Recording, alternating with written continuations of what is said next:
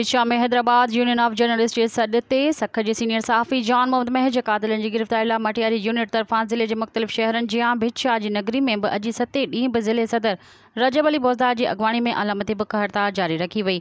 इन मौक़े ते Pakistan international human rights movement जे चेयरमैन राना ग़ुलाम नबी राजपूत, जसकम ज़िले मटियारी जे सदर अब्दुल रशीद डेथो, SUP ज़िले मटियारी जे अॻवान शकूर नाज़ ख़ास केली, प्रकाश सिंह, इलाही बख्श अबड़ो ऐं ॿियनि शिरकत कई।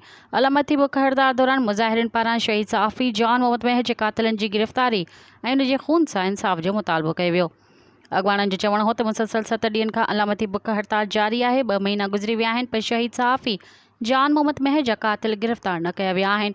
इंतिज़ामिया नाअहलीअ जो मुज़ाहिरो करे रही आहे। हुन चयो त फ़ौरी तौर ते सख जे सीनियर सहाफ़ी जॉन मोहम्मद महज कातिल गिरफ़्तार करे उन जे खून सां इंसाफ़ कयो वञे। ॿी सूरत में एहतिजाजी तहरीक जारी रखी वेंदी। मज़ीद ख़बरनि ऐं तफ़सीलात लाइ विज़िट कयो असांजी वेबसाइट www.awamiNewsHD.com ऐं ॾिसंदा रहो अवामी न्यूज़ HD।